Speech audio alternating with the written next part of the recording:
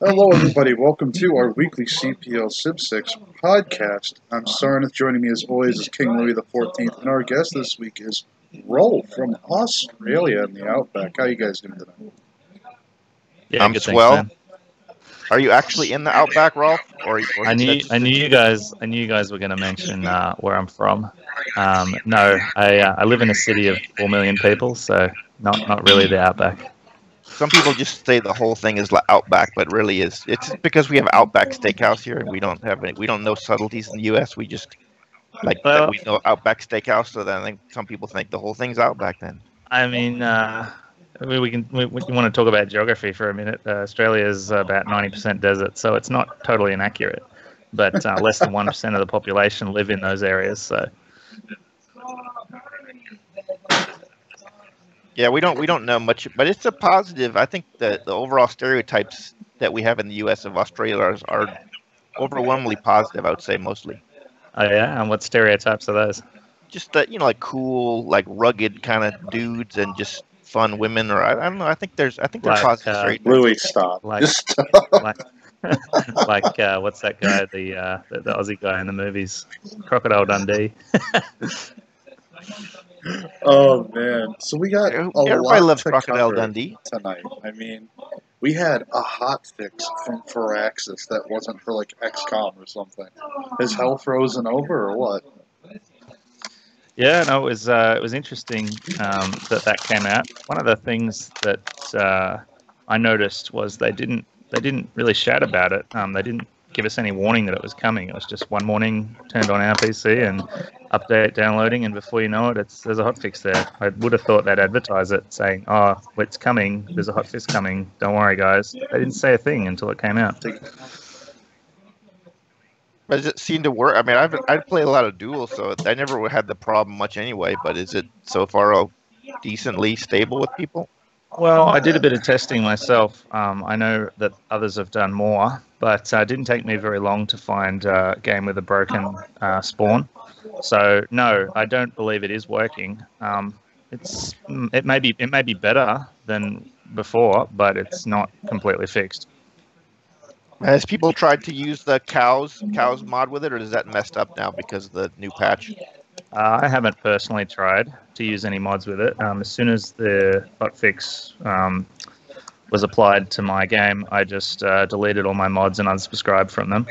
So yeah, I'm not sure if the mods are working, but basically I set up a game configuration using all the standard settings we use at CPL. So stuff like New World Age, abundant resources, balanced start location, all that stuff. I set that up and just ran a few test games, used the debug mode to reveal the map, and I think I ran 5 before I found, I think on the 5th one, I found 3 civilizations that were spawned less than 9 tiles apart from each other. So that's unplayable. It's not how the game's supposed to work. What about another one? Oh yeah, go ahead. I found another one a few tests, because I kept testing it.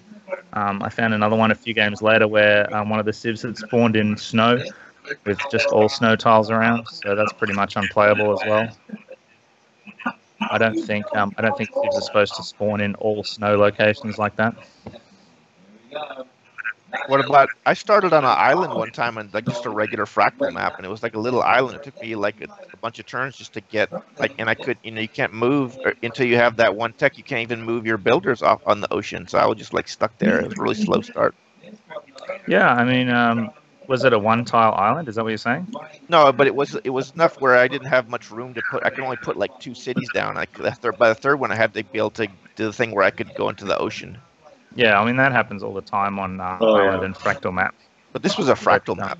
Yeah, I mean, a fractal map can be anything.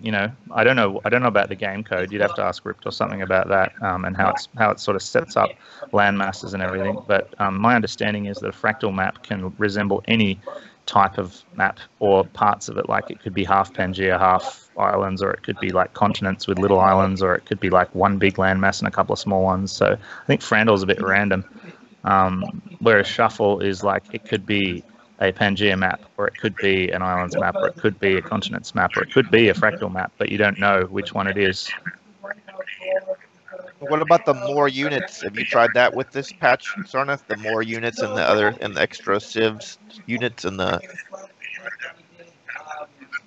Yeah, I mean, I've been tinkering around with some mods, and it's been a fun little journey for a side project, but I haven't played it nearly enough to be fully comfortable with saying, yeah, it's more balanced or not. I do really enjoy it. It makes a lot of the would-be worthless civs actually really strong. The Does it tech add tree that many expansion. units? Oh yeah, there's units for every unit class, like ranged, melee, anti-cavalry, in every era. And So they're it's not just a scattered few in new the tech units; tree it's a too. bunch of new units. Yeah, you can't beeline. Like, you know how you look for cavalry, you just beeline along the bottom of the tree? If you do that with this mod enabled, you're going to be incredibly disappointed with yourself when you can't click that upgrade button, because you didn't get all the ones in the other eras that are in other parts of the tech tree. You have to actually do the tech tree. You can't just So you can't skip rush. everything. So you can't rush calves anymore then? No. Which you shouldn't be able to anyway, since cavalry are just riflemen on horses to begin with. I don't know how you can do that without niter. So it could ultimately, you think it has? I mean, if despite the inertia that's hard to get people to try something new, if it really got popular, this could be something that top players would like the most. I would think if it really is good. I don't know. People don't like change. And I don't know. I don't know. I don't think this is something people would go for, mostly because people don't like change, and they don't like putting in effort. Yeah, But I it mean, does change the meta, though, right? It would change a bunch of metas that people complain about, right? yeah, you have to get them to actually play a game with it on first. That's, I think, what Sarnath is saying. If you look at the previous Civ titles, we're still very, very early in the development of Civ as a game at this point, I think. We haven't had any expansions. The game's only been out for just over a year. By the time Civ 6 came out, most of the multiplayer community of Civ 5 were playing, after 2 expansions and several years of improvements to the game. They were using heavily refined no quitters mod for multiplayer and map, a random map generator that generated a balanced map. So I think it's a bit early to say that people don't want to play with mods. I think they're just waiting for the game to develop and grow and sort of come into its own a bit. Yeah, so inevitably I think we will get most of these Civ 5 players. It may take another year or so before it's considered, good enough for the people to want to jump off of 5 that really like it. I mean, I don't play 5 anymore, and nobody really does. There's hardly any people in those rooms when you go. Oh, is it pretty? It's pretty. Oh, it's just so it still has more players though. Like I look on the Steam stats, and it says more, a little less than double the number of total players. But that's mostly single player, I'm guessing. Then I don't know. I know I heard a stat recently that was like 90% of people that play Civ play exclusively single player.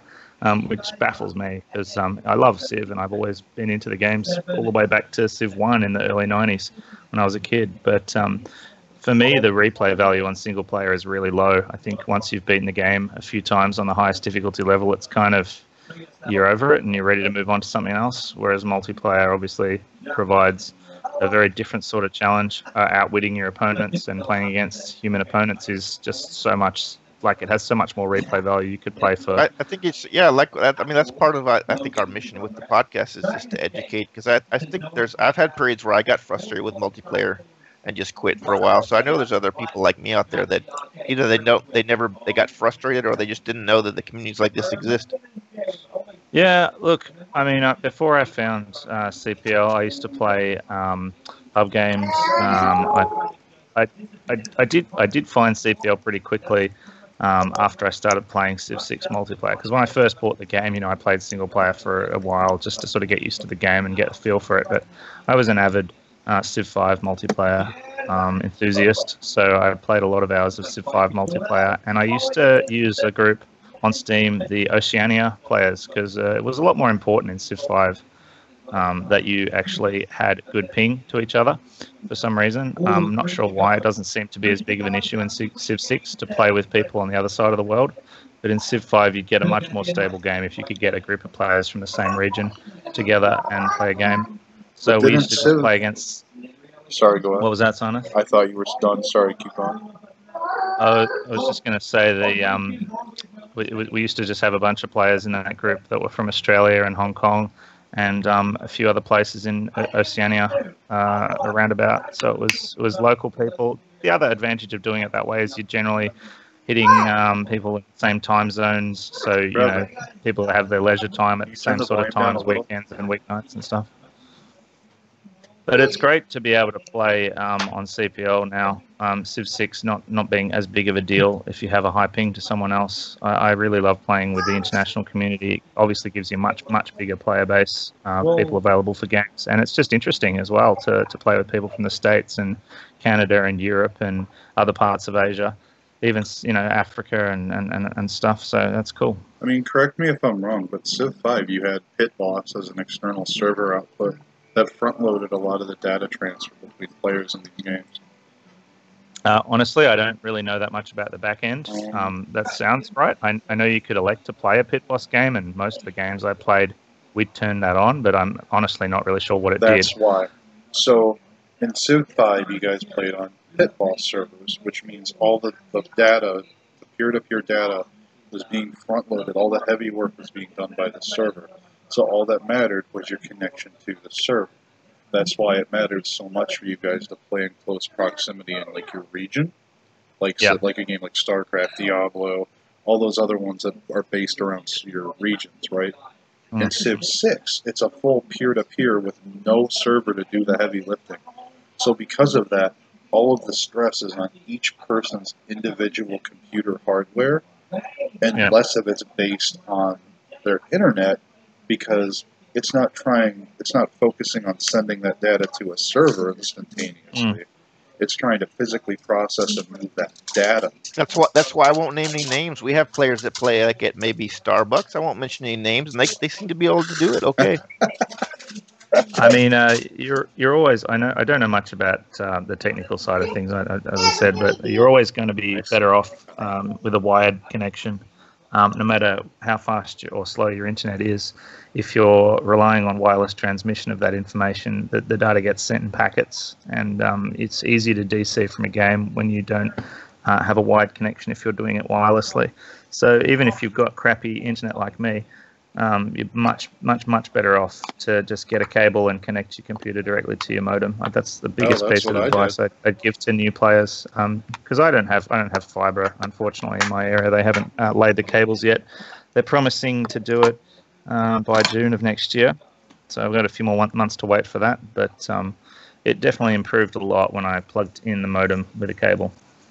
So, and we're also playing catch up, like Canuck will always tell you, like that 3 was popular, and then there was a carryover, and people came to 4. But then the beginning of 5 was just broken for multiplayer. I think they fixed it somewhere in the first or second expansion. So we lost a lot of players. We lost a lot of players, so got frustrated. You ask Canuck, he'll tell you a lot of the league just kind of went dormant. So now we're trying to pick up those people who just bailed on 5, whereas 4 had a nice carryover from 3, and so you get momentum. Now we're kind of starting. We're trying to pick up people that left from 5 and pick off a few 4 and 3 stalwarts that won't jump over. So but I think in the end we will have as many people playing as the Civ 4 days. Yeah, that's the heyday at the CPL apparently. I think objectively Civ 6 is a better game. It's not functioning terribly well at the moment, but as I was saying before, it's still quite young. It's less than a year old, and as much as we all love it and we love playing multiplayer, they're never going to devote as much time and energy to fixing those elements of the game that we rely on, because most of their player base is still playing single player, so they're going to focus more of their energy on fixing that or improving that. I've read quite a few articles where the developers were interviewed, and their priorities seem to be to make the game an interesting game to play for single player people that play mostly single player, which is fine. I mean, that's a business decision on their part. That's where their money comes from, right? But I do think that the hotfix, is a good sign, because I think spawn location is something that definitely affects multiplayer games a lot. And if you've got a broken spawn and you have to restart the whole map, that costs you up to 20 minutes of lobby sim, which is very frustrating. So the fact that they've done a hotfix is a good sign. Unfortunately, it doesn't seem to be working 100% at the moment. So I don't know if they'll redo it or fix it again. I'm not sure what's next, but it is an encouraging sign, and we have heard whispers of something coming. I can't say where those have come from, but we have heard whispers that there's something coming which will make multiplayer community very, very happy. And there's some speculation on what that may be, but we're all hoping that it's going to be a dedicated server, like what Sarnath was describing before. You mean like it's an option, or like it just for Pit Boss, or just in general, like for live games? It's purely speculation at this point, so I have absolutely no idea. But that would obviously be a great thing if that came online. A server for Civ 6 would be excellent for us. We'd have a lot fewer issues presumably, and a lot less people turned off. Because, like you said, if people are having issues and experiencing technical difficulties in getting games going, that's just a huge barrier. Nobody wants to sit there and waste hours of their life on lobby Pit Boss sim. could be, I don't know if it's possible to do a game and then switch it to Pit Boss mode, but if that's true, you could solve some of the problems with people like, the game's gone on 5 hours, and I don't want to. No, I can't you wouldn't want to mess with anything menu. And because of how the data relation works, in theory, you would think it would work. But look at anything else you try to change or do in a mid-save. It racks it out for every other player but the host. Or the save corrupts and it just doesn't work at all. At least it will bring a few new casual people in. I think they will eventually have Pit Boss, and it could play against people that you would never play against, from another time zone with a Pit Boss mode. It's just like an addition to your other games. I could see that maybe happening for some people. I mean, it's never going to be that popular here, but it's just an extra thing. I think they'll be nice when they add it in. So, taking another look at things, right? Because this hotfix was supposed to fix the spawn locations. I've been searching high and low, looking for as many people. The people that are angry and upset are the ones that are going to cry the loudest. It's just how it always is. So warranted, I found more people complaining than I did saying it was good.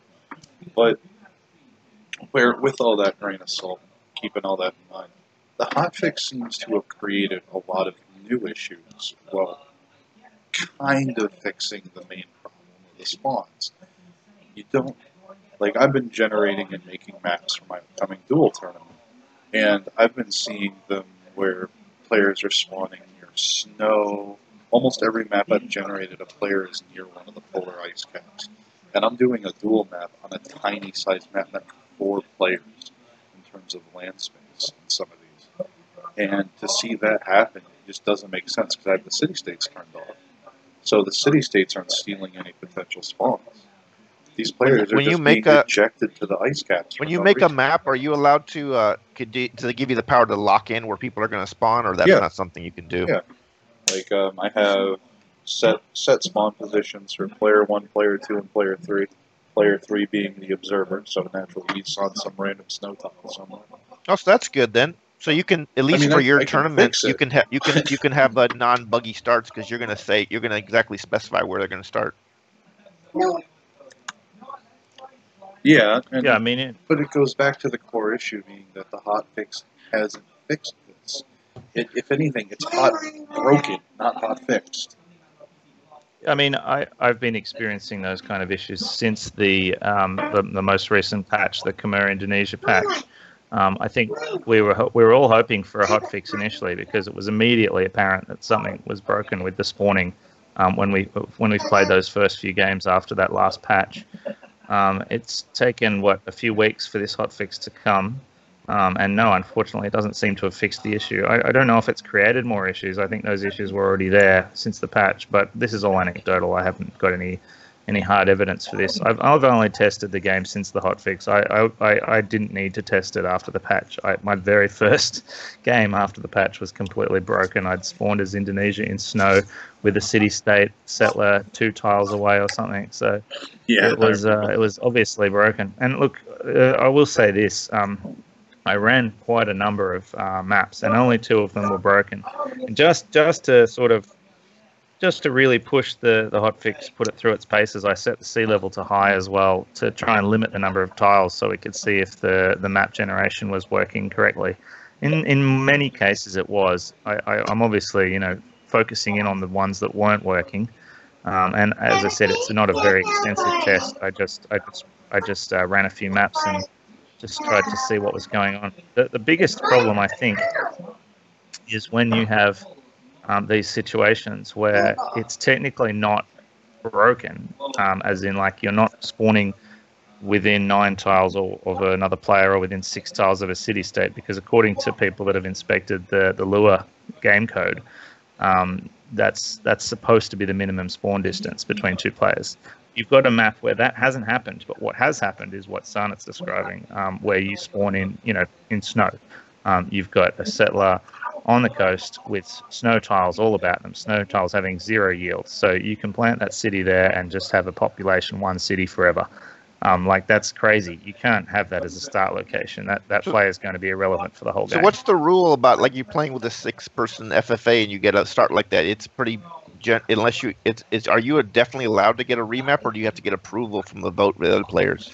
Technically, according to the rules we have now, you'd need to get a vote to pass. That's the problem. There's no objective sort of criteria for what constitutes an unplayable start. It's just sort of an honor code, I guess. We're relying on the people in the lobby to take a look at that screenshot and go, yeah, that's unplayable, and vote in favor of scrapping and remapping. The only times we force people to have a remap is when there's something that's very, very easily measurable and objective, such as the spawn distance. So if your settlers spawn less than 9 tiles apart, then yes, you must give a remap if the player requests it. But for something like a snow start, which is, I feel, objectively unplayable, but that is my opinion, and I guess you could say it is subjective, then it has to be a majority vote. That's the current rule.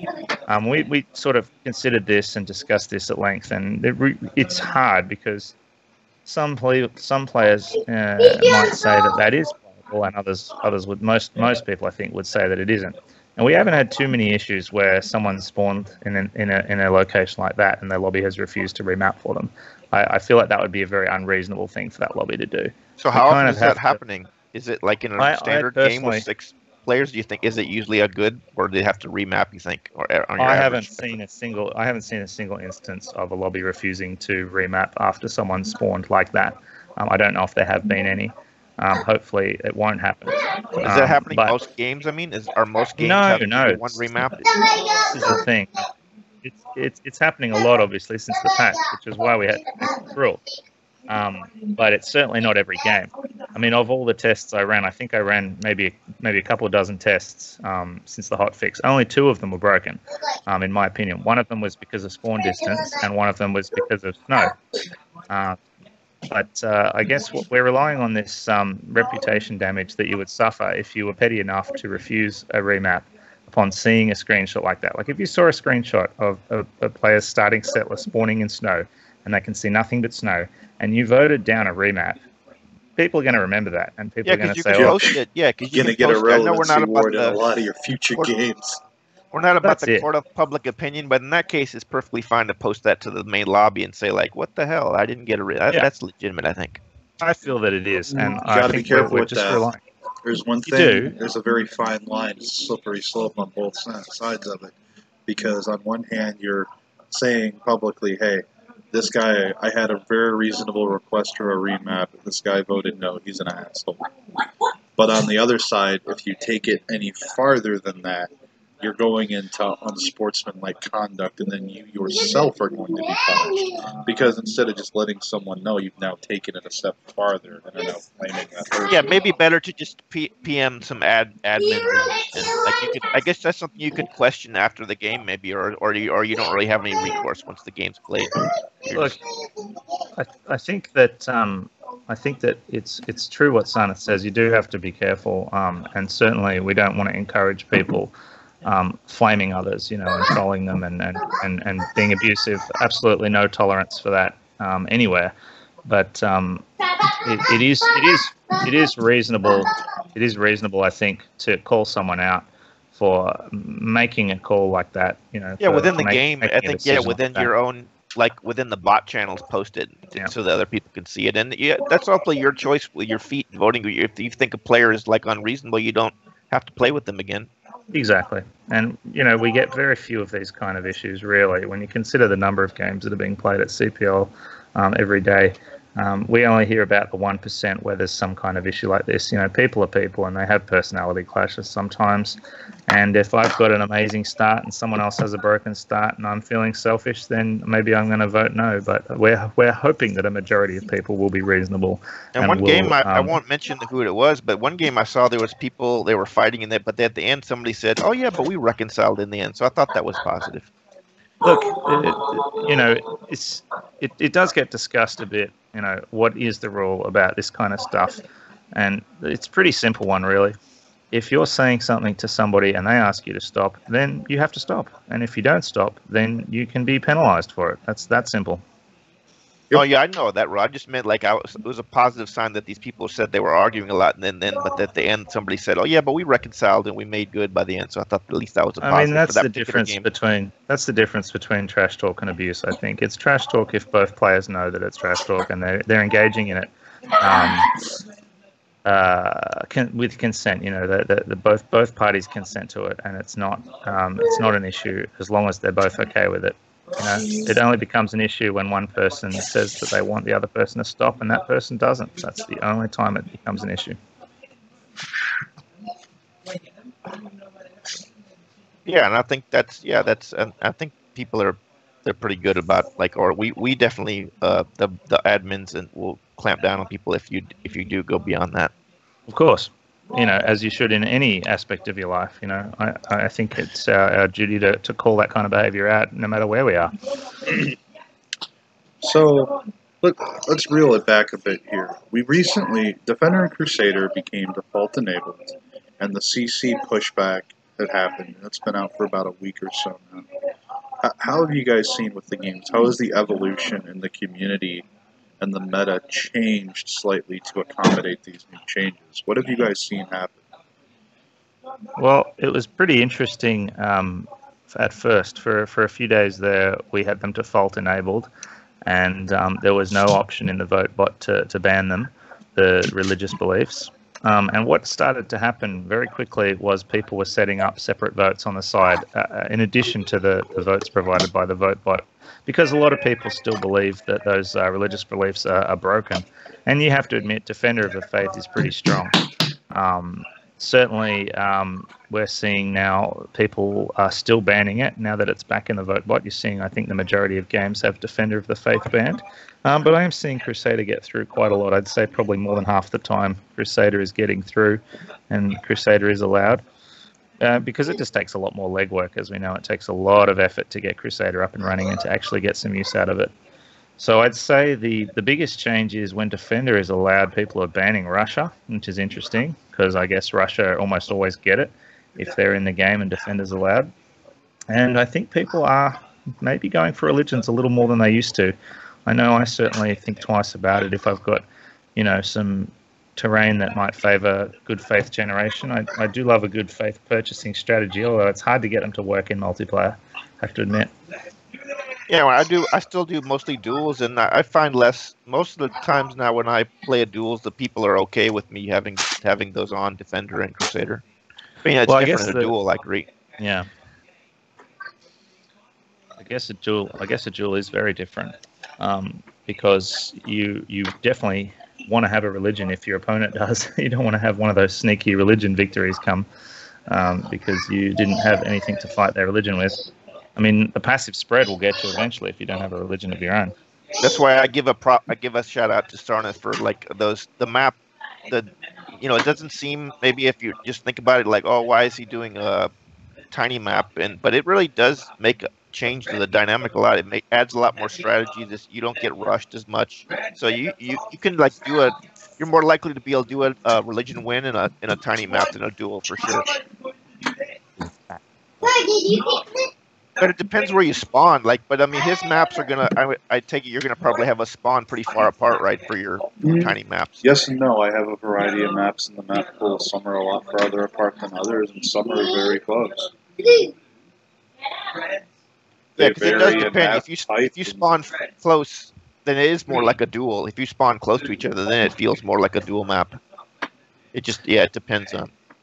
I actually think the CC rule is probably having more of an impact. I feel like that's a bigger change.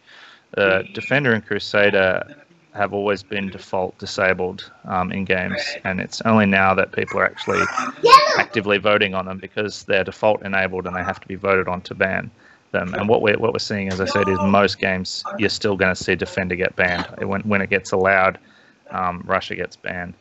But the CC rule affects every single game, and I do think that's made some changes to the way people play. In particular, the part about having to wait 10 turns between CC calls, that has had a big impact, I think, because it's making people think a lot more about when they call for CC.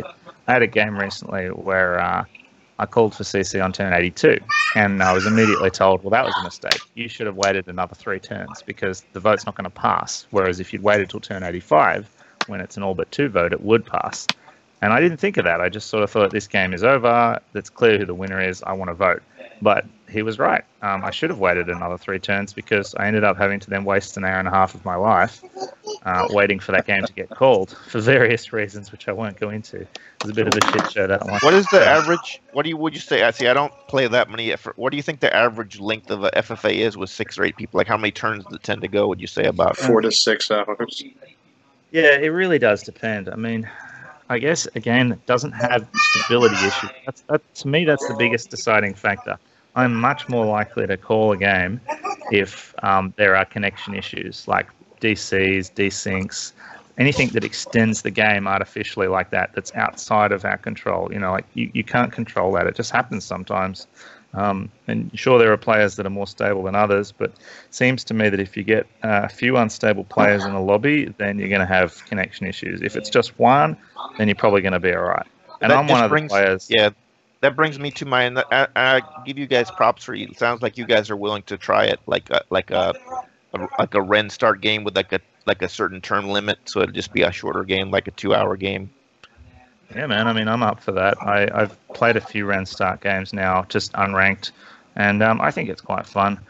I think people, as Sanath said earlier, people don't like change, and we're very attached to our ancient start, meta. But the problem with that is it's usually pretty apparent by the Renaissance or Industrial era when the powerful units start to come out.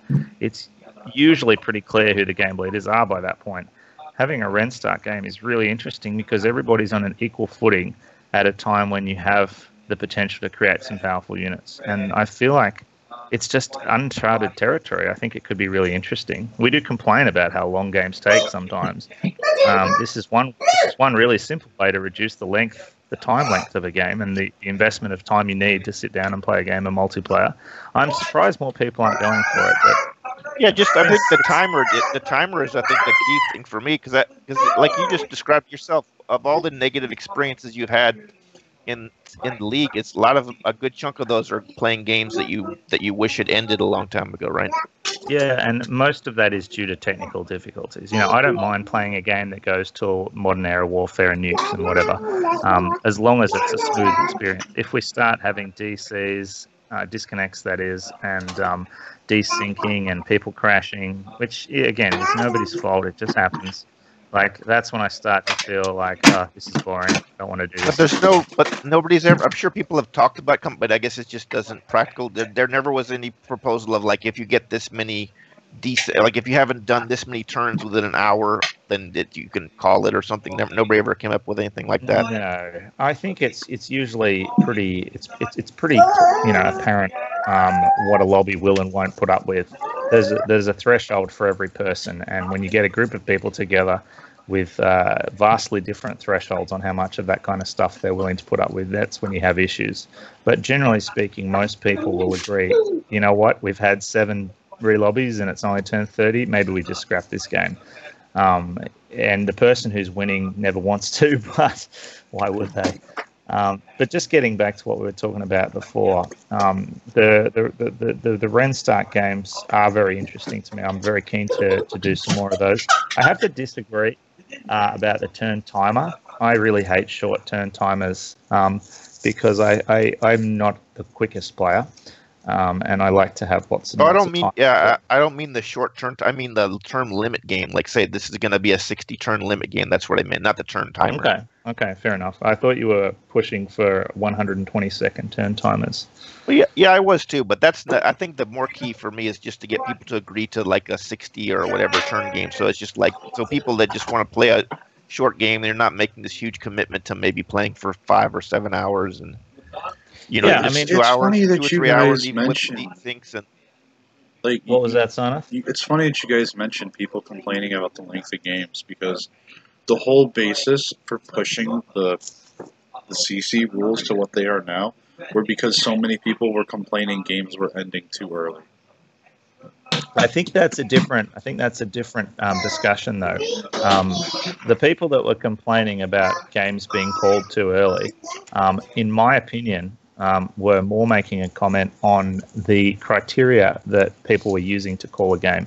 So saying that a game is over because somebody hits Cav and everyone else is 10 turns behind them in tech, or saying a game is over. I mean, I've seen games called on turn 40 because someone was Poland and they had 100 gold per turn. And it's like, okay, they're in a very strong position there, but are we really calling this game right now because we're afraid of them doing timing pushes? Like, they can't timing push everybody on the map. I do feel like there's a bit of a mentality with some players that, oh, game's over, too late, let's start a new one. Yeah, I think I agree. That's a separate thing. I'm more focused in, and I don't even experience this much myself, but I see it happen. I see, and I know how much that can. I mean, that loses us players every week. I think, or some, the player who got stuck in that 7-hour game. Sometimes that's enough to break somebody. If it happens, a couple times, then that's. I mean, that I just look at that's how you lose players. Yeah, I mean, competitive multiplayer, no matter what the game is, one of the things that you always end up talking about a lot is balance, because it's key. Obviously, if you're going to have, games where someone's skill is the main determining factor in who wins, then you need a balanced game. And I see the Ren Start as another way of balancing the game. I feel like your terrain in your starting location has less impact if you're starting the game later in the technology tree, later in the civics tree, because all of that stuff, all of the techs and the civics are actually designed to help you take advantage of unfavorable starts, unfavorable terrain and locations, right? Yeah, they're designed to help you get around that. Civ 6 is snowbally by nature, and as every other Civ game, it heavily favors a player playing domination. Yeah, and if you start with an equal size snowball on turn 0, Ancient Era, and let people sort of run with it, then by the Renaissance and Industrial eras, you're going to have snowballs of vastly different sizes. If you start in the Renaissance era and everyone's got a mid-sized snowball, well, I feel like that's going to help to balance. I don't know this for sure because I haven't played a lot of these games, but I think it's something definitely worth trying. Well, it's just good for the top players, I think, especially the top players. They know the game so well. I would think they would just they must be like sometimes pretty bored by like the same thing over and over again. So I think they would like it even more than a new player because they this is something new for them finally that they haven't experienced in like 800 hours of play. Well, something I've noticed since the patch, because one of the ways that we've been trying to, overcome the spawn difficulties, people have been using a mod a lot, and that's good. The mods seemed to work before they did the hot fix anyway. But one of the other things people were doing that didn't want to use mods or couldn't play with mods for whatever reason is they were tweaking some of the game settings, changing the resources to standard instead of abundant, changing the sea level to low, going up in map size, reducing the number of city-states, changing the start position to standard instead of balance. The problem with those setting changes is you'd have far more spawns where you have no strategic resources around. And if you have strategic resources and your opponents don't, then you can just classical war them into oblivion. It's ludicrously easy to beat someone who doesn't have horses or swords if you have them. And so the Ren Start takes away that problem probably, or more it's going to help I mean, it more than an I engine think it start. balances it. I'm keen to try it. I hope we can get a few more people to try these out. I think this is something that people will like if they give it a go. But, as it's been said, people don't like change. They're very attached to their ancient era start, classical warfare, parlay into cav rush, snowball meta. Like it is a little boring after a while. It's why I play a lot more teamers nowadays, because at least with teamers, you generally have a quicker game, but it's harder to kill a player if they've got two teammates helping them. It's a lot more dynamic. It's not. Yeah. It's not linear gameplay like free-for-alls are. Yeah. Because you don't know what your neighbors are going to do. Let's face it, everyone's cav rushing. Unless you have ungodly defensive terrain in your field cannon rushing instead. I mean, I am also keen to try some more mods. Hopefully, the hotfix, given that it's mainly spawn location, is what it's addressing. Hopefully, not too many of the mods are going to have issues with the hotfix. I know they haven't all been updated after the patch, the most recent patch, but I'm definitely keen to try some of those mods. Some of those scenarios, like the more units. I think that's the one that Sarge was talking about. I think I want to try that. I think that sounds cool. I'd give that a go for sure. I did try the NQ balance mod. I think it was a Hellblazer mod a long time ago. Wasn't a big fan. I feel like the main thing he did was to try and make Civ 6 more like Civ 5. That seemed to me to be kind of the overall theme of that mod was, I love Civ 5, I don't like Civ 6. I'm going to try and make Civ 6 more like Civ 5. Even with the enhanced user interface mods, I really felt like they were just trying to reset everything back to how Civ 5 looked and how Civ 5 felt. Yeah, at least I think it'll. I don't know how much we get, but I know one of my unique skills is being able to just try over and over again until somebody tries something. So I will keep pounding on these, and just like I do with duels. And I think I don't know how many people, but I'll get some people to try it occasionally. Yeah, we'll give it a go, and hopefully it'll catch on. That's all we can do is just try this stuff out. Hope that people notice us, enjoying it and having fun and having good games. I mean, the biggest problem, I think, with Civ overall is the instability. It turns people off. So we really do need an improvement from Firaxis on the stability of multiplayer games overall. And hopefully it's something that they're working on, but we can only hope. And are you seeing more people using the I'm happy that got implemented the dual player mod player teamer. Have you seen? I see people using those more often now. Yeah, the tags seem to be getting used, which is great. That was your idea, Louis. So we're happy to have had a good suggestion from a community member turn out so well. Yeah, thanks. I just figured it was because there are there's more teamers too. A lot of teamers now. So it definitely wasn't just for the duel, but I didn't even. Yeah, the mod was I didn't suggest that. That was a good addition that whoever added that into it. Yeah, well, it just, those kind of tags are useful for people that are only looking for specific kind of games, and it's an opt-in system, so you choose to get the notifications. We're not spamming people that don't want them with notifications, which is always good.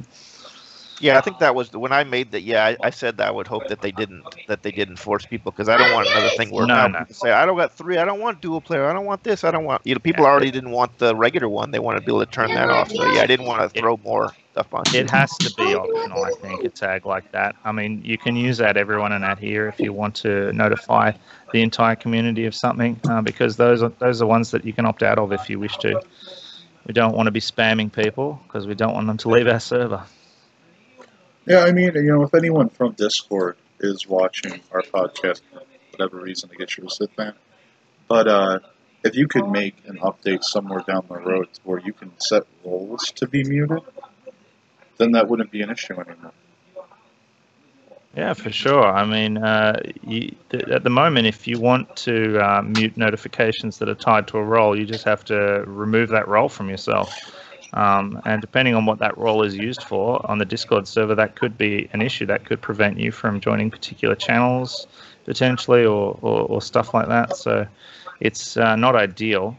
But I guess at here and at everyone are commonly used tags that are used on every server, and people know what they are and know how to use them and know that they can mute them if they want to. So for me, that achieves the same purpose using tags like that. It's a way to get everyone's attention who has opted into being called like that without spamming anyone that doesn't want it. Absolutely. And we're doing more of the vote. I'm happy to see that you guys are doing more of the admins and putting more votes out to the community. So I think that's always a positive. Well, unfortunately, the player panel never seem to be able to make up their mind about anything, which is good. It's good to have that we have people of very different backgrounds in there. You're in there now too, Louis, and of course Sanat's the no in there. Quitting, I think that's pretty. The player panel seemed to be pretty strong on the no first place ties, and it looks like the greater community is heavily in agreement with that too. Well, yeah, and I mean that's a rare thing. I think a topic where almost nobody has taken the opposite view. There's been almost unanimous support for that, and there's been a few people playing devil's advocate and piping up with arguments that maybe others hadn't considered. But generally speaking, most people seem to fall on the same side of that debate, which is, as I said, it's a rare thing. But yeah, generally speaking, the topics that we put to player panels they're tricky topics, so it's not surprising that people have differing views on them. It's not rare, right? It's not rare. I noticed that I don't play a lot of F, but I see in the game reports, it seems like it's 10% of the time or more I see tie for first, maybe even more often than that. It's about 10%. It's about 10%. So it's not irrelevant. Like it's definitely a discussion that's worth having. And the goal of removing tying for first as an option is to encourage players to play for first more than they currently do. Which was the same reason we implemented the bonus win for someone who gets solo first. Well, this just means that you can only get solo first, and there's no tying for first, so you'll always get that bonus win. It's extra motivation, because I think there's a general agreement that playing for first is an overall better mentality in most cases. I mean, the argument's been made a lot. You can't always play for first, and it's true. If you have a bad start location and you're in a Diplo game, then you try and Diplo yourself some allies and you try and improve your position, and maybe you'll never be able to get first in that game because of factors outside of your control, so you just try and do the best you can. You try and play second or third or whatever. But I think generally speaking, we do find most people tend to agree that playing for first and having that as your overarching goal in most situations will produce a better game experience in terms of the human dynamics between players, rather than just trying to ally yourself with the strongest player in the game and ride their coattails to second or third position. Absolutely. And speaking of the no ties for first, that's actually going to affect December 1st. So for all of you League players out there that listen to this, if you haven't heard, haven't seen the rumor mill going through town yet, December 1st, there will be no ties for first in any game anymore. It'll be interesting to see what kind of impact that has. I think we did see a slight sort of culture change when we implemented the bonus win for first position. We had less tying for first happening after that, I think. But this will be really interesting to see what this does. And no ties for first. Is there a most common game style like Diplo Plus, Diplo, or War? Or is there one of them tend to play more than the other? Diplo Plus is the most popular in free-for-alls. Yeah, I'd say War is the least popular at the moment, based on just anecdotally scrolling through the reporting and history channels. You don't see a lot of War games, and I don't play a lot of War games. It's not a popular game mode. And part of the reason people don't like it, I think, is because there's far less talking. And, it's hard to sit there for 4 to 6 hours in silence, when you're playing with people live. You want to chat, and one of the easiest and funnest things to chat about is the game. So having a game mode which removes that is not as popular. But I do feel like war games can be a bit cleaner sometimes. There's less backstabbing going on, and less people complaining about unfair alliances and all that kind of stuff. So they have merits, I think. But still, I mean, it's as much as people like to bitch and complain, I still see like SDeath win almost every game. So it must be still the skill is the most important thing, because there's no way he's getting a good spawn every time. And anything, it should be like a bias against him, because I'm sure there are plenty of games where people go like, "Well, I'm going to team up against him," but thankfully, you just don't know where anybody is all the time. It's not so easy to team up. Like if you're playing Risk, you have the whole map. You can be like, let's team up, but Civ, you don't know where so that's good. Otherwise, I think if it was like a risk style game, the S-Death or these top guys wouldn't be able to win so often because they would get teamed up on more. But I think that's good. That's good. I think really good. That's good that the top players can win so often because it shows it's like a skill. One thing that I am pretty sure of is that despite, as you say, despite the complaining about imbalance, players don't want to play on fixed maps.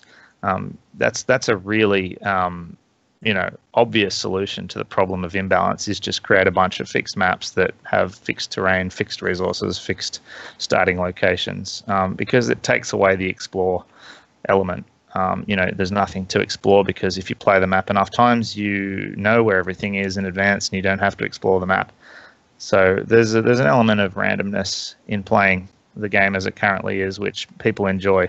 I think we'd just like to be able to take away the broken spawns and the lobby sim that is all part and parcel of the 6 multiplayer experience right now, unfortunately. And those of us that love the game enough will put up with it. But it is sad when I see players leave and stop playing it because of how frustrated they get with it. And I understand, I sympathize, I've felt that way myself in the past, and I've had, long breaks from it. But how much of it is, I don't know that technical, how much of it is the instability, or how much is I just wonder if you had 6 people like they have great rigs and great internet, would their game desync a lot less than just your average 6 people? Or is that not a big difference? Anecdotally, I'd say yes. I know that I'm not running Civ on the world's greatest machine here, and I'm in Australia, as you mentioned, and far away from everybody else. My internet's not great.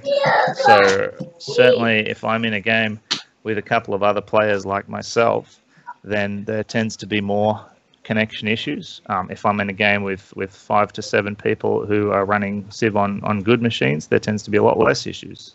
As Sana said, it's peer-to-peer, 100% peer-to-peer connection. So if 2 or 3 people in the game have issues with their machines connecting to each other, then that's when you really start to get these unplayable games. Is that something you think about when you get in the game? You're like, okay, it's these other 2 guys that have had trouble. That we all have bad. I shouldn't try to play in that game, or does it not happen? Sometimes. I mean, I've backed out of games before because I've seen that there's a couple of other players in there that I know are running their games on machines like mine. And I've just thought, no, I don't want to be in that game and add to those issues. But it's hard to know. There's so many players on CPL now. I don't know everybody, and I certainly don't want to make assumptions about what kinds of hardware they have.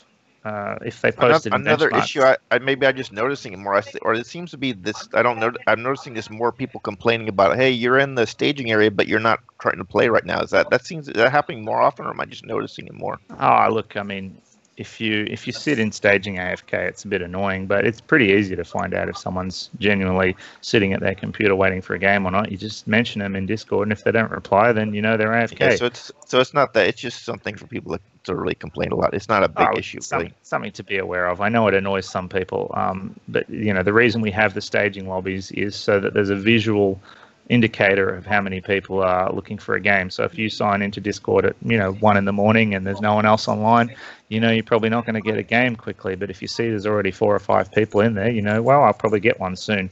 So maybe I'll be a bit more likely to stay close to my keyboard so I don't miss out. But we're seeing so many games getting played now every day, and starting at all times of the day and night because of the international player base, that I think that'll become less and less of an issue. It won't matter if there's a few people AFK and staging, because if they miss a game, there'll be another one starting within the next 30 minutes. Yeah, and the barbs, I mean, I think people were skeptical, but I'm happy to say, I mean, it wasn't my idea or anything. This was for the old league, but that's really been a success, is barbs on and off rooms. It really got a lot of people to play barbs that never played it before, didn't play it much. That's been like a good suggestion. It has, and it's caused a little strife as well, because barbs are a part of the vote bot, and we've made accommodations on the bot to where these separate channels can be better utilized. And eventually, I mean,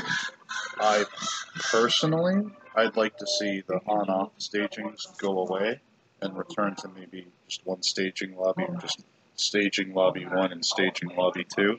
and let players vote again, because before we had a culture coming in that played almost exclusively barb games, and a culture that didn't, because ever since the Persia patch, barbs just destroyed a game. Anyone without a top-notch computer would be lagged out of the game by turn 40 or 50 at best. That's not the case anymore. It's been fixed. But not many people knew about it. And now that we've done it this way, that knowledge is there. People know. And the other thing is, we got so used to playing without barbs, and they do impact heavily on the balance of the game. They're just one more factor in that equation, which is very far from balanced. So, the people that don't like playing with barbs on, generally their reasons are that they feel that barbs imbalance the game. They do, but so does a whole lot of other stuff. So I guess it's just about deciding what your threshold is.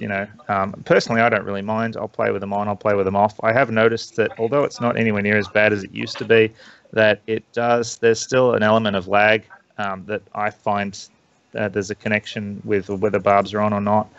If they're on, I feel like games are a little bit more laggy, particular ones with lots of players. I'm tending to avoid games with more than 8 players now, though.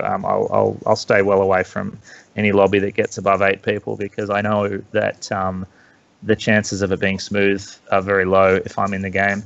So I actually am quite enjoying 6-player games. I've even had a couple of 4-player games that I've really enjoyed. They're quicker. Like a free-for-all, you mean? Like a free-for-all? No, I'm more into teamers. Yeah. Oh, okay. I'm more into teamers at the moment, and it's because of that sort of, as Sana said, a much more dynamic gameplay, less linear, and more fun, more enjoyable. You're chatting with people, you're talking. It's an interactive game, but I do love a good free-for-all as well, and I'm sure I'll go back to playing lots of those. I'm just sort of going through a phase of teamers at the moment, I guess. It's just all about what you're enjoying at the time. I could see them getting rid of the barb on and off, but I think some of the point of doing that is to sort of push the players to try other things. So I could see we could put something out for Diplo or non-Diplo, or maybe a timed game, a timed turn ones and a non-timed, just to let people just kind of give people an option to try something when there's that inertia. Like you sort of push new ways of trying the game to people.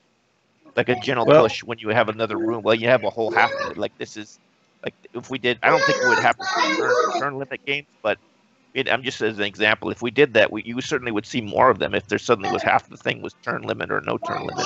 But I don't think that's a good one to do. That it's not popular enough. But just as an example, like it worked with the barb. As soon as you had the option, where people played a lot of barb games. I guess the thing is, we do want players in the lobby to be able to decide on the majority of game settings, whether there are options to change game settings. We want the players in the lobby to be able to decide that.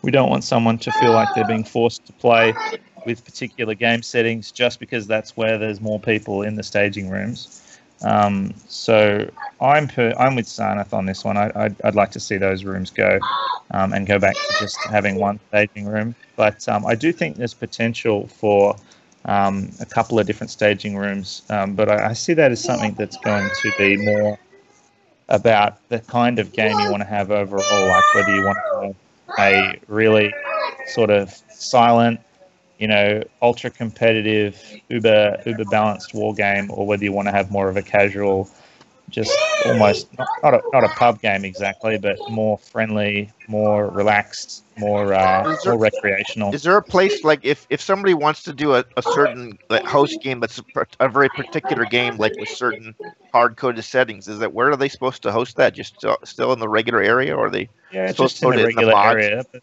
they should advertise those game settings, and certain people will say that I'm going to host a game now, but it's going to be islands, or I'm going to host a game now, but it's going to be a war game. Or I'm insisting that the turn timer be 100 and 180 or whatever their preferred setting is. You don't see that happen a lot. Most people are happy to let the lobby decide on stuff like that. But the onus is on you. If you don't want to play that game, just don't join that lobby. You can go wait for the next one. Yep.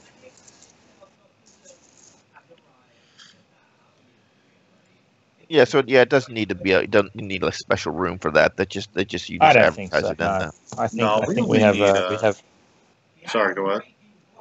I think we have enough staging rooms at the moment. I'd like to see less, not more, just because it means people will be waiting less time for games and will feel less pressured to play with settings that they prefer not to be forced to. I think everyone should have the chance to vote for the settings that they want.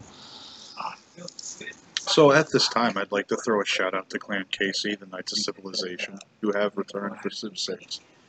They're running another training event on Tuesday, November 28th, and it's going to be at 5 p.m. Eastern. It's actually pretty exciting to see one during the week. I think a lot of people were upset they couldn't make a weekend one last time.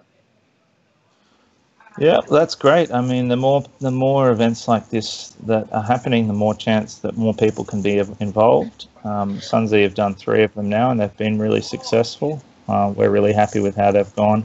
And we had our last one, actually, we split into beginner and advanced, which was really great. And I'm happy to say we're planning another one right now, probably in early December, the first couple of weeks of December. We'll put that on, but we'll definitely give you more details of that when we have them. I was happy to see that there was some playful bad blood, or maybe it was real bad blood inside the clan channel. It was like I think it was the new FX one where it wasn't too hardcore, but they were trash talking the KC, or KC was trash talking. And I was happy to at least see some, because I don't see a lot of, like, it's supposed to be like this big, like, oh, you're this clan, and like, but I don't see a lot of trash talking between the clans. I'd actually like to see more of that. There's no reason to trash talk yet. I mean, we've only had one inter-clan event since we sort of booted up the clans, and I have to say it was pretty clear who was going to win that from the start. Well, but then but the OP did get revenge in that, but that was just one tournament, not the whole clan thing. So I think Sunzi's got the edge on that run, but OP did win the next tournament though, so they did get a little bit of. That tournament was probably one of the most embarrassing moments of my life. Just for anyone who doesn't know, I'm happy to admit that I completely left iron out of my calculations and 100% screwed up that game for my team. I had Aztec Knights with 7 luxuries attacking me on turn 40-something, and I was like, yep, I'm ready to defend. I got chariots ready to upgrade. Went to hit the upgrade button, realized I didn't have iron. Shit, someone on my team send me iron. Shit, none of us have it. So that was a colossal screw-up on my part. Well, this could be like a ministry. If this feels like you're cleansing your guilt away, we can be of that service for you. So if this is like therapeutic for you to admit to everybody what happened, that's fine. It was pretty funny. It was epic fail. Didn't that happen I think during that the TCL tournament, the 3v3? Yeah, that's exactly right. It was on the fixed map, Inland Sea. And look, the team that won that game won it because A, they were very highly skilled players, but B, they had practiced and planned for that tournament. They spent a lot of hours learning that map and, crafting their strategy to the point where the city locations and the tech timings and all that stuff was all pre-planned, and they had it all ready to roll out in advance. So it was very clear who had put more effort into preparing for that tournament. Well, I guess they weren't happy. I guess that CC that Sunzi did and burned in there, and that I guess that motivated him for the next time. Well, the interesting thing is the CCC actually happened while the TCL tournament was going on. The TCL tournament stretched over weeks, potentially months. I can't remember now, but it was several weeks at least, whereas the CCC all happened in one weekend, which to me is a better event because it's just like, it starts, we play some games, and it's over in a couple of days instead of this sort of long, drawn-out affair. I know that I played my TCL tournament round where I had this spectacular iron fail. I know I played that before the CCC because I learned a very valuable lesson, which I was able to apply in the CCC, and I had a great time taking part in that event. Yeah, the next CC is supposed to be in January. Yeah, unfortunately, I'm going to miss that one, but I'm sure that Sunzi will put in a strong showing. And the's no truth to whatever rumors people spread that I'm starting a dual clan. There's no truth to that at all. Yes, he is. There's no truth to it at all. Yeah, he is. He's starting. Yeah, I mean, you're gonna enter the Challenger Series tournament, though, right, Libby? Yeah, I'm gonna. Are you gonna enter it? Yeah, if it happens on a weekend when I'm around, certainly. Hey, I'll enter. Sign-ups for that tournament start November 25th at 11 a.m. Eastern time, which is when And when the games start too on December 9th and 10th. The first 8 people to sign up are going to be taken. Well, so what time is that for you? What time is 11 a.m. Eastern for you, Ralph? I'd have to think about it for a second. What time is it there right now in Eastern It's States? 10:05 p.m. Eastern time right now.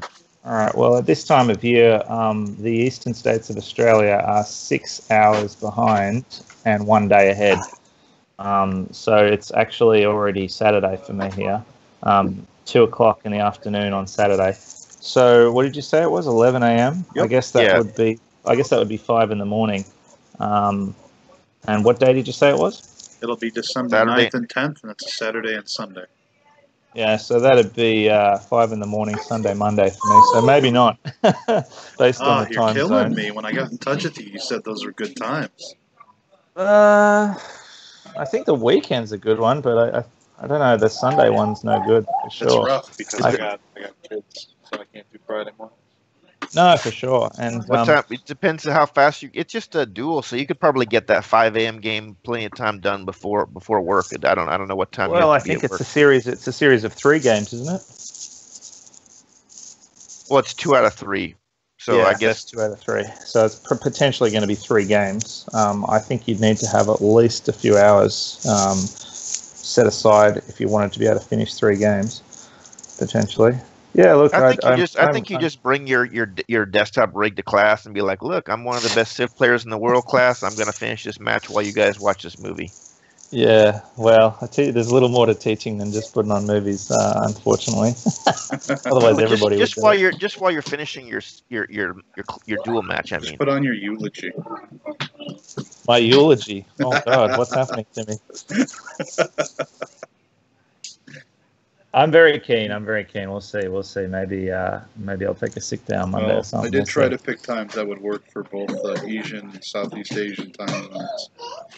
And do you know what? Son? It might have been a better time before daylight savings and everything. I don't know, because daylight savings. That's right. I forgot about that. I'm terrible at remembering time differences, and it takes me a while to learn them. And I feel like as soon as I got the time difference between Eastern Australia and Eastern US sort of straight in my head, they went and changed it on me, because we went to daylight savings and you guys came off it, and it all messed me up. But I'm pretty good now. I think 18 hours. That's a nice, easy time frame to remember.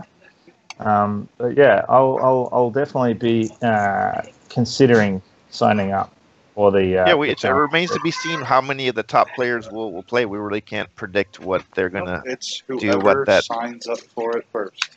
Yeah. Well, I enjoy a good duel. We've had a couple of duels ourselves, you and me, Louis.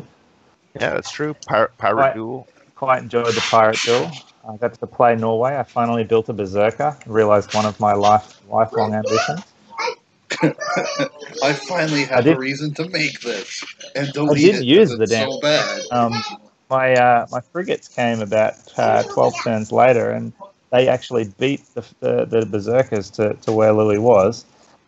Even though I sent the berserkers heading towards his land 12 turns earlier than the frigates, the frigates still got there first. Yeah, I didn't know that they could kill a city so fast. They just maybe 2 shots, I think, and that was it. They're pretty powerful. You play an islands game, it's almost certainly going to be decided by who has the most frigates. But yeah, I think it's going to be a great promotion for duels, and so I think after the tournament, you probably see even more duels being played, just as people, because it'll be like you guys are going to stream it and oh yeah, you're going to have commentators during it. So yeah, I it's have going to be 4 streamers. They're all going to be providing commentary for the matches. I'm one of the 4. And it's going to be a great time. All the matches are going to be played on the maps that I'm making. I have some balanced starts. I have my Grim. Well, I've tried to get in touch with. I talked to Grim Striper sometimes, but it's been a little while. I did tell him that you said that he is a legendary player, but he hasn't responded back. Hopefully, he plays in the tournament, because he's like the best, right? The best dueler, you said, from the back in the day. I'll definitely be watching. If I'm not playing, I'll definitely be watching. They should be entertaining games, if nothing else. So you say he could beat everybody, right, Sarnath? Even the best players, he could Yeah. beat everybody. And it came to a duel. Grim Stripper was the best person in the league. So where did he just take kind of a break right now? No, he got super busy with work. Oh, okay. Yep, life comes first, right? Yeah. Hey, if you don't have money from your job, you can't afford your internet to play to begin with. Yeah, exactly. I've also heard food's quite important for people to live too. Food? Who needs that? Yeah. I sure do. I'm a big guy. Death seems to just need Civ, and I guess he does eat food, but it seems like it's Civ and eating because he plays a lot of games. I see him. He's logging. He's going to pass food, up. But he definitely keeps his hydration through drinking from all the tears of everyone crying about him. I also think he needs sleep. We definitely know that he sleeps. Passes out at games. She got suspended for, I believe. He's going to pass up Philly Boy on the all-time wins list. I keep track of that. He's still a few left behind, but he will be the all-time win leader pretty soon. I mean, number of wins is just, there's a relationship to the number of games that you've played and your win percentage. That's all that is. So the more games you play, the more wins you'll get. The only rankings I look at are the win percentage, and he's definitely up the top of that. He's very high on that list. And a person's skill rating. You have a high skill rating, it's because you've beaten high skill players. Yeah, I mean, you got to give him his due. I think clearly at the moment he's the best player in the league. He plays the most, he wins the most, and I think that's at the moment he's pretty unquestionable the best player. I would say you have to give him his due. I don't know. I mean, there are other players that are just as good, in my opinion. I think he's just a bit more well known, perhaps, than some of them. But he's definitely a very strong player, and we were really thrilled to have him join us as an instructor at our last Sunzi training event. He ran the advanced game, which was very successful. So that was great to get someone of that caliber helping players to improve their game. Absolutely, and it's been wonderful to see more and more people within the community step forward and to take those more leadership-oriented roles, which, there weren't that many to begin with, and more stepping forward. And it's just really great to see, especially when you have people from all over the world joining this community. We need more people to step forward. For sure. And for people that want to get a piece of him, I think his suspension, as he talks about is literally like hours away from being over. Yeah. So he's if you're ready to get a piece of him, you can do that pretty soon. Like Louis, when I picture you, I just picture you in a big football jersey with Esdeath's favorite Civ on it. I guess it'd be Scythia because he forces people so much. But and I just see you holding up a sign saying "Esdeath for life" or some shit. You're like one of those crazy fans that has the rainbow colored hair that would hold up the religious the John 4:16, but mine's like Esdeath. Yeah. Yeah. As long as I'm on here, I might as well say one more thing. I know it's not strictly a topic that we're speaking of, but I think it relates to a lot of the topics we've discussed today. Just made me think of it when you mentioned Scythia. There's a lot of discussion going on in the community all the time about how we can improve the rules. And that's a good thing. I think all the debate that happens is very healthy, and having people, as I said it before, have strong views on topics, and people that disagree sometimes, that's good. We want that. And we want to hash all that out and hear all those arguments, and we want to hear all sides of the debate before we, make any kind of decision about what kinds of extrinsic rules we're going to impose upon the game. Because, most of us can probably agree that Civ is not a balanced game, and any rules we impose on it, things that are not built into the game, like general stacking and the banning of certain Civs, they're just an attempt. The way I see it is they're an attempt to try and balance the game and bring a little bit more balance to it, so that the player's skill plays more of a role in determining the outcome than a roll of the dice. But my philosophy on that kind of stuff is that there should be as few of those kind of rules as possible. We really want the community to, run the games themselves. It's a player run for the community. It's a community run for the players by the players. That's how I see it. So the more people, as Sana said, the more people that step up to take a leadership role, or contribute in any way that they can, whether that be with their time doing some game reports, or whether that be with their opinions through the player panel, or just by being an active and helpful, member of the community. I mean, we're seeing people jumping into the welcome channel and saying hi to new members that don't have any leadership responsibility. They're not on staff. They're just doing it because they want to be welcoming. A big part of running a community like this is attracting new members. And if there's a friendly face there to greet you when you join up, then that's going to make you a lot more likely to stay and try some games and have some fun. Yeah, and you need people sharing like Tom Cruise Days of Thunder videos too on the text room. Oh, for sure, absolutely. And all the memes. I miss the memes. We haven't seen a whole lot of memes. We've got a channel. And I got yelled at by Canuck. Yeah. It's because you posted something NSFW though, right? One of you? No? Well, there's a meme room, and I know in Sun Z there's that meme room, right? There is a room just for memes. Well, how would you know? Because you left us. But I remember it. Wow. I remember it before I left. I do remember it. He not only left you guys, he even pulled out "It's not you, it's me." Oh, I know. It was so good. It's like he broke up with his girlfriend. It was brutal. No, it's all good. I'm just joking around with you, of course. But I don't think it just because I forgot about that little bot. Like I didn't really want. I wanted to just kind of disappear, but then I forgot when you leave, it hits that message, and apparently Yoshi was like saying, "All these people are asking me, what do we do to you?" And I'm like, "No, I just." That's like because, we all reacted with the cry emoticon or whatever you call it, emoji. The one of the little yellow face crying lots of tears. We were all sad to see you go, but I get it. Yeah, it just never really clicked with me. I mean, I think you guys invited me early on, and I was like, okay, I'll try it, but it just the whole for everybody just didn't do it for everybody.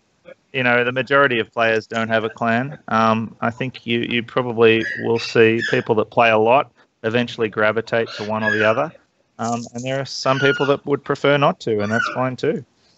It's all about creating a sense of community. That's the whole reason we have CPL in the first place, is to help people find games and to, share the interest that we all have. It's more than an interest for some of us. I think it's more of a passion, but it's great to find all these people online that I'll tell you the true backstory. The true backstory is that Canuck said, I'm too beloved a figure to belong to one clan.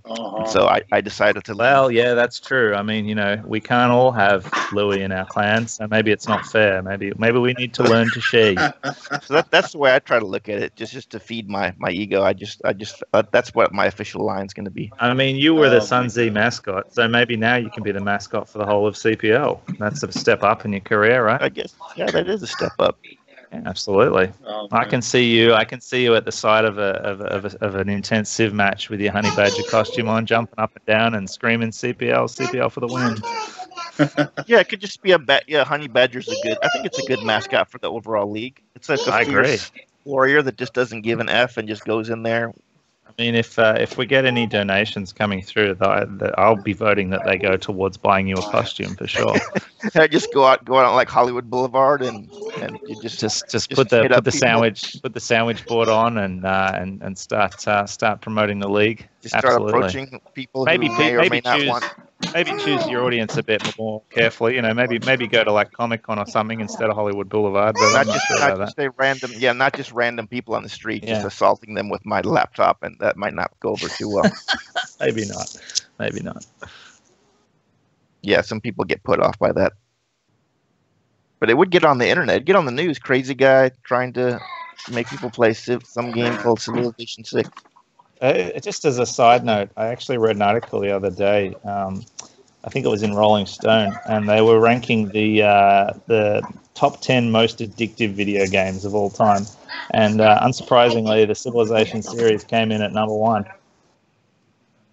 Well, yeah, I mean, original Civ is like legendary. Even people that don't even know anything about video games may have heard of Sid Meier because it really was. I mean, it wasn't the only. People say that the Master Ryan was a similar type game, but Civ I think got a lot more attention. It's a lot more famous, I think. I think it's certainly the most played game of the genre. I'd have to say that the 4X turn-based strategy genre, I'd have to say it's probably, I mean, that's just anecdotal. I don't have any proof of that, but it seems to me that, you know, and there's a lot of games in the series too. There's games that people aren't even aware of. I had a lot of fun a few years ago playing Colonization. That was a nice little title that I think got overlooked. Didn't have a lot of replay value. You know, I might have played 20 or 30 hours and then got bored of it, but it was a fun little diversion for a couple of days. Yeah, and Alpha Centauri is actually it's actually higher rated than any of the actual Civ games. That was a very popular game. I really enjoyed Beyond Earth. I know not a lot of people, not a lot of Civ fanatics got into that one. But I really enjoyed it. I found it very diverting, and there was some fun multiplayer. Unfortunately, the meta was kind of broken in that it was just whoever got to, I think, level 3 or level 4 infantry first won the game. It was ridiculously overpowered. The units could be like double the strength of everyone else's units, so you couldn't fight that. See, I didn't play a lot of Civ 5 though, so that's I played tons of Civ 4 and the original Civ, but I never played a lot of 5. So that's you played a lot of 5, so it's natural that you would like it just didn't feel like a new game though. It felt like a offshoot of Civ 5. Well, it had a few things in common with Civ 5. The Beyond Earth used the 1 unit per tile rule, which was introduced, you know, in terms of the Civilization series. That came in at Civ 5. The interesting thing about it was it had this whole different system for determining the strength of your units. It wasn't completely tied to technology. It was tied to something called affinity, which you earned through researching technologies, but you could also earn it other ways. And there was a whole lot more of the explore dynamic in the game too. Like, exploring was huge. If you got a few explorers out and they picked up some goodie huts, the equivalent of goodie huts, and they actually could excavate archaeological sites and get all sort of bonuses from that, you could run away with the game just based on pure luck. So I guess that's why it never really took off for multiplayer, because of how imbalanced it was. But it was a lot of fun. Makes sense. The orbital layer was cool. That was cool. They had this orbital layer, right? I think that was a good I enjoyed building some fucking laser satellites and carving shit up. But it was never I think going to be as popular in multiplayer as Civ 5 and Civ 6 because of the imbalance. And it was not easy to find games either. I struggled to find games. There was no sort of community for it. You had to just play pub games, and you know the problems with pub games. I don't have to tell you about those. But were you able to find plenty of multiplayer for Civ 5? Yeah. I was a member of a very active group and a moderator as well of the Oceania Civ Players group, which had a lot of great players. I've tried to bring them over to CPL, and some of them have, but a couple of them sort of prefer to actually stay playing Civ 5. They just still love Civ 5 so much that they haven't come over to Civ 6 yet. Yeah, like I said, if you look at the Steam stats, there's still more people playing Civ 5 overall. I don't know what the breakdown of it, but there's still more people playing Civ 5 than Civ 6. I'd be interested to know, well, I think part of the reason for that kind of statistic would be that almost everyone who has Civ 6 also has Civ 5 and has played it. I'm wondering whether those statistics take into account how recently the game was played or how many hours. Oh yeah, they look. It's called Steam Spy. It looks at like how many actual game played time. Okay. And Civ 5 has more of that than. But I don't know the breakdown of single and. But the other thing is, that of course, play Civ 3. Yeah, the Civ 3 has a little community still playing it even. I got Civ 1 on my iPad, and I play it when I'm on the train and stuff. Sometimes it's a fun game. I mean, honestly, if you're into the older Civ games, you can get Civ 1 and 2 on Abandonware. That's free. You can pick them up for free. Yeah. Hell, I downloaded Civ 2 again today because I found my Masters of Orion 2 disc. I was like, I can get them both on. I got a DOS emulator for my iPad and just chucked a few old games on there. It's a fun way to pass the time. When they dropped the price, I think they dropped it to like at free for Civ 3 for a little while. Now it's like $5. There was I looked one time a few weeks ago, and there was more people playing 3 than 4 because those deals they make.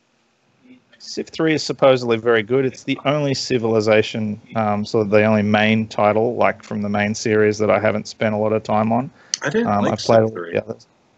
I just never played it. I don't know why. It came at a funny time, I suppose, in my life when I wasn't really playing a lot of video games, and I'm staring at it right now. I have the Collector's 10 for Civ 3, which I never played, though. But I have the Collector's 10 staring at me. You bought the Collector's and never played it? I never played it. Oh, it's a Deluxe Digital Edition. Yeah, Canuck said he has it, too. It was actually very broken at the beginning, but that's not really an excuse why I just didn't do it. But yeah, you couldn't play multiplayer when it first came out. It was, like, broken. Like, really, really broken. Like, way more broken than whatever you guys would consider broken now. Like, you couldn't play it. You can ask Canuck. So is it as totally broken as like BioShock Remastered, where you can't even make it through the first intro scene? You just couldn't play. You can ask him. They had to do this play the world. That's when I think you could finally play. I think that's when the CPL started. Like it couldn't start at the beginning of Civ 3 because there was no ability. Like you just couldn't play it. Like broken is not a strong enough word, I guess. Yeah, that's correct. CPL started with Civ 3 Play the World, according to Canuck, and I'm a recent member of CPL. I've only been with CPL for 8 or 9 months, but I did play multiplayer Civ 5, and my very first experiences of playing multiplayer games online were back in the days of Age of Empires and Heroes of Might and Magic 2, some of my favorite games when I was a kid. Like the MSN Gaming Zone, I remember that for Age of Empires. Found a few AOE games on there.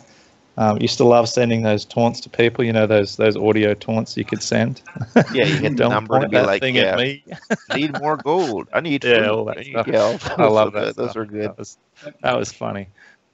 They're making a new Age of Empires. We're getting pretty off the thing, but there is an Age of Empires 4 coming out. Just I heard that out there. Yeah, be interested to check that out. I hope you're listening to that, Thrax, that your competitors are releasing a game. Better get the hot fixing, buddy. Yeah, that's it. Maybe you should fix multiplayer.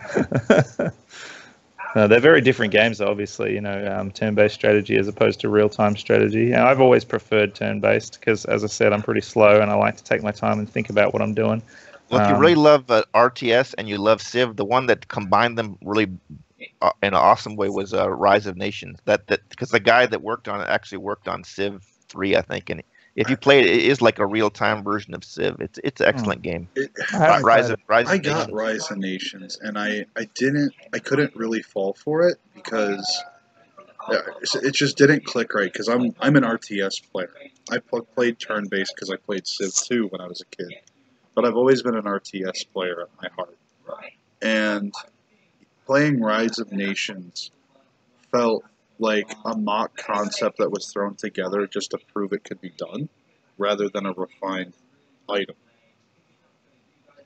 It's slower though. That's what I like about it. It's just a slower pace. It's like not a StarCraft speed. It's like a slower than StarCraft speed RTS, which I like about it. It's like more strategy to it than just mad clicking. Yep. But I think we have hit the end of our rope here, so to speak, today, guys. Thank you for coming on, Rolf, and thank you again for being here with me, as always, Louis. I think we had an awesome podcast tonight. We got a lot covered, and I certainly hope you guys that are listening to this either live or afterwards, your questions were answered too. And if you have some comments you'd like to throw out there, put them in the comment section of the video. We do come and look at them, and we do. And it was smooth. Smooth. We didn't have any issues with we're going international here, and we didn't have any issues with like lag or anything. I think it was pretty smooth. Thanks, internet. Thanks a lot for having me on, guys. It was a pleasure. Yeah, it was great having you, and thanks again for as usual. I let Sarnath do the husky sign off like he likes to do. Oh yeah, man. Thanks for coming out, guys. Really appreciate your viewership. We hope to see you guys next time.